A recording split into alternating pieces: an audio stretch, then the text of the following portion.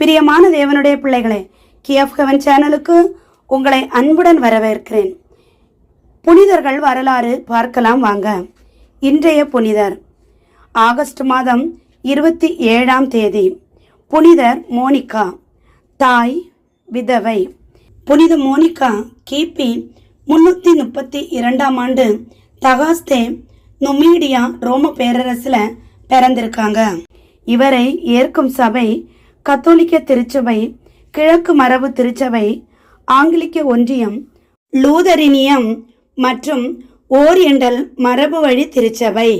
இவருடைய முக்கிய திருத்தலம் தூய அகஸ்தினார் திருத்தலம், ரோம், இத்தாலி. இவருடைய நினைவு நாள் ஆகஸ்ட் தேதி 27. புனிதர் மோனிகா திருமண பிரச்சனைகள், குழந்தைகளின் நன்னடத்தை, விபச்சாரம் அல்லது நம்பிக்கையின்மையினால் துன்புறுவோர், பொய் குற்றச்சாட்டினாலும் வதந்திகளாலும் பாதிக்கப்பட்டவர்கள் மற்றும் உறவினர்களின் மனமாற்றம் போன்றவற்றிற்கு பாதுகாவலாய் இருக்கிறார். புனிதர் மோனிகா ஹிப்போவின் மோனிகா என்றும் அழைக்கப்படுகிறார். இவர் புனிதரும் மறை வல்லுனருமான புனித ஹிப்போவின் அகுஸ்தீனுடைய தாயுமானவர். புனித ஹிப்போவின் அகுஸ்தீன் எழுதிய தன் வரலாற்று நூலில் தம் மனமாற்றம் பற்றி எழுதுவதோடு அந்த மனமாற்றத்திற்கு துணை புரிந்த தன் அன்னையாகிய மோனிகாவின் புனிதத்தையும் வெகுவாக போற்றியிருந்தார். மோனிகாவின் பெயரிலிருந்து அவர் பேர்பர் இனத்தவர் என நம்பப்படுகிறது. இவர் இள வயதிலேயே பத்ரீசியஸ் என்னும் பேகனியருக்கு திருமணம் ஆயிருக்காங்க. பத்ரீசியஸ் அல்சீரியாவில் அரசு சார்ந்த பதவி வகித்து வந்திருக்காங்க. பத்ரீசியஸ் பெயரளவில் மட்டுமே இறை நம்பிக்கை உடையவராய் இருந்திருக்காங்க. இதனால் கிறிஸ்தவரான மோனிகாவின் மனவாழ்வு அமைதியின்றி இருந்திருக்கிறது. இவர்களுக்கு 3 பிள்ளைகள். மூத்தவர் அகுஸ்தின், இரண்டாமவர் நபிஜியஸ், மூன்றாவது பெர்பெத்துவா என்ற பெண் குழந்தை. தன் கணவரின் அனுமதி கிடைக்காததால் குழந்தைகளுக்கு மோனிகாவால் திருமுழுக்கு கொடுக்க இயலவில்லை. இள வயதினில் அகுஸ்தீன் நோய்வாய்ப்பட்டிருந்த போது திருமுழுக்கு கொடுக்க பத்ரீசியஸ் இணங்கியிருக்காங்க. உடல் நலம் சற்று தேறிய போது தன் மனதை மாற்றிக்கொண்டு திருமுழுக்கு கொடுக்க கூடாது என சண்டை போட்டாராம்.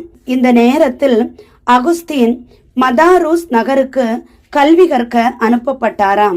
இந்த வேளையில் பத்ரீசியஸ் மனமாறி கிறிஸ்தவரா ஆயிருக்காங்க. பத்ரீசியஸ் மனமாறிய சில நாட்களிலேயே இறந்தும் போனாங்களாம். கார்தேஜ் நகருக்கு கல்வி கற்க சென்ற அகுஸ்தீன் அங்கே ஒழுக்கமற்ற வாழ்வை வாழத் தொடங்கியிருக்காங்க. அங்கே அகுஸ்தீன் மணிக்கேய கொள்கையை தழுவி தம் தாயாரை மனநோக செய்தாராம். மகனுடைய போக்கினால் வேதனையுற்ற மோனிகா கிறிஸ்தவ சமய தலைவராகிய ஒரு புனித ஆயரிடம் சென்று ஆலோசனை கேட்டாராம்.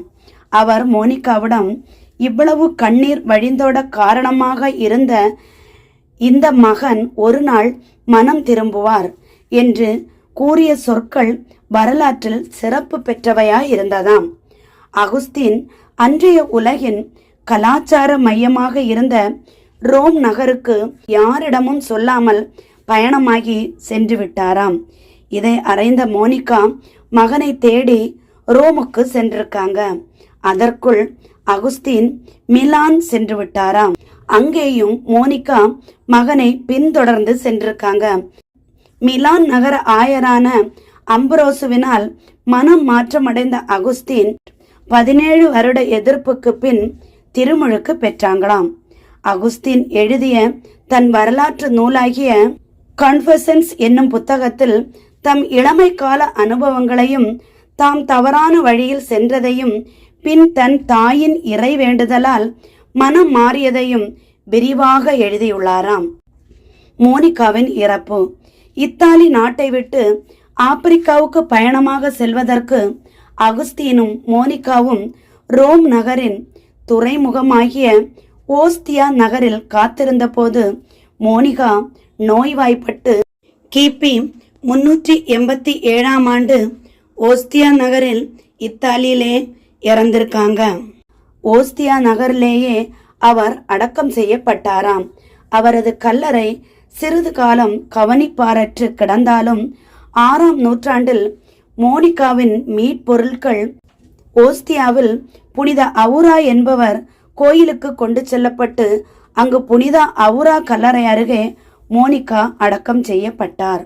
அக்கல்லறையில் பதிக்கப்பட்ட கல்லின் பகுதி பொறிக்கப்பட்ட செய்தியோடு 1945 கண்டெடுக்கப்பட்டது.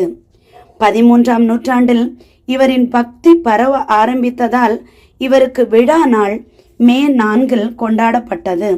1430ஆம் ஆண்டில் திருத்தந்தை 5ஆம் மார்ட்டின் இவரின் மீட்பொருட்களை ரோமுக்கு கொண்டு வர செய்தாராம். வரும் வழியிலேயே பல புதுமைகள் நிகழ்ந்திருக்கிறது.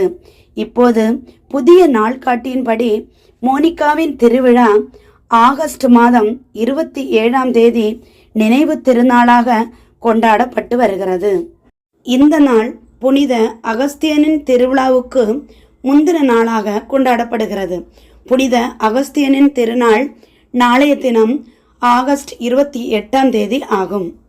மேலும் ஐக்கிய அமெரிக்கா நாடுகளில் கலிபோர்னியா மாநிலத்தில் சாந்தா மோனிகா நகரத்திற்கு புனித மோனிகாவின் பெயரிடப்பட்டிருப்பது குறிப்பிடத்தக்கது.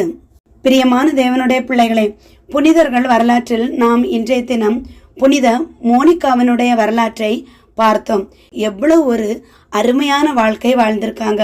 தனது கணவர் பாதியிலே இறந்த பின்பும் பிள்ளைகளை வளர்ப்பதற்கும், அதுவும் அகஸ்தியன் அவர்களை வளர்க்க அவங்க பட்ட கஷ்டம், திரும்ப அகஸ்டியன் அவர்களையே அவங்க ஒரு புனிதராக மாறும் அளவுக்கு இவங்க இறை அன்பில் பற்றுதல் கொண்டு வாழ்ந்திருக்காங்க. நாமும் இப்படிப்பட்ட ஒரு வாழ்க்கை வாழ ஆண்டவர் நம்மை ஆசீர்வதித்து காப்பாராக. ஆமேன். என்றும் அன்புடன் லைலா ஜேசுபாலன்.